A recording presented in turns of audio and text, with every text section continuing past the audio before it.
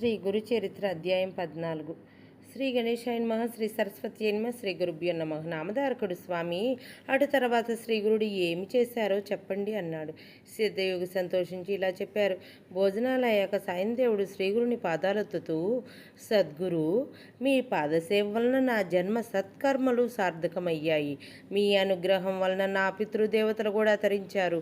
ధన్యుణ్ణి. మాయ చేత మానవునిలా కనిపిస్తున్నారే కానీ మీరు సాక్షాత్తు భక్తులను ఉద్ధరించటానికి అవతరించిన భగవత్ స్వరూపులే. మీ మహిమ వేదాలకే అంతుబట్టనది. అట్టి మీకు సేవ చేసే అవకాశం నన్ను అనుగ్రహించి నా వంశాన్నే పావనం చేశారు. కానీ నాదొక విన్నపం ఉన్నది. ప్రస్తుతం నేను ఒక కష్టంలో ఉన్నాను. వేరు దారి లేక నేను ఒక యవ్వనరాజు సేవలో ఉన్నాను. అతడు నరరూప రాక్షసుడే. అతడు ప్రతి సంవత్సరం ఒక బ్రాహ్మణుని చంపుతాడు. నన్ను బలివ్వాలని తలచి ఇంతకుముందే నాకు కబురు పంపాడు. నేనిప్పుడు అతన్ని వద్దకు వెళ్ళాలి. తప్పదు. నన్ను మీరే కాపాడాలి అన్నాడు. శ్రీ గురుడు అతని తలపై చేయి పెట్టి ఆశీర్వదించిన ఆయన, భయపడకు, ఆ యవ్వనుడు నిన్నేమీ చెయ్యలేడు. భగవంతుడు సర్వానికి యజమాని. నీవు అతడి చేత సత్కరించబడి సంతోషంగా తిరిగి వస్తావు. నీవు వచ్చేదాకా మేమిక్కడే ఉంటాము. దీర్ఘాయుష్మాన్ భవ అని పంపారు. సాయందేవుడు శ్రీగురుని మాటలు విని సంతోషంతో యవనరాజు వద్దకు వెళ్ళాడు.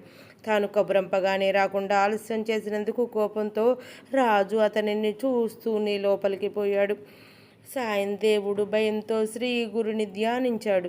అంతఃపురంలోకి వెళ్ళిన యవనునికి అంతలోనే నిష్కారణంగా భయము, చనిపోతున్నంత బాధ కలిగి స్పృహ తప్పి పడిపోయాడు.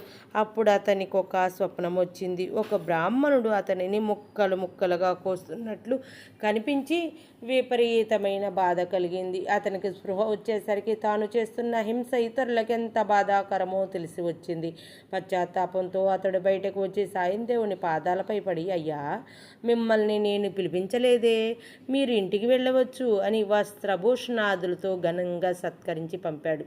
సాయందేవుడు శ్రీగురుని కృపకు పట్టరాని ఆనందంతో త్వరగా తన గ్రామం చేరి శ్రీగురునితో జరిగినదంతా చెప్పాడు. ఆయన సంతోషించి, నాయనా, మేము పుణ్యతీర్థాలు దర్శిస్తూ దక్షిణ దిక్కుగా వెళతాము అన్నారు. అతడు నమస్కరించి, స్వామి, నాకు మీరు ప్రసాదించిన ఈ జీవిత శేషాన్ని మీ సేవకే అంకితము చేస్తాను. అనుగ్రహించండి. మీ పాద సన్నిధి విడిచి బ్రతకలేను. నన్ను విడిచిపెట్టి వెళ్ళవద్దు. నేను కూడా మీ వెంట వస్తాను అని వేడుకున్నాడు శ్రీగురుడు.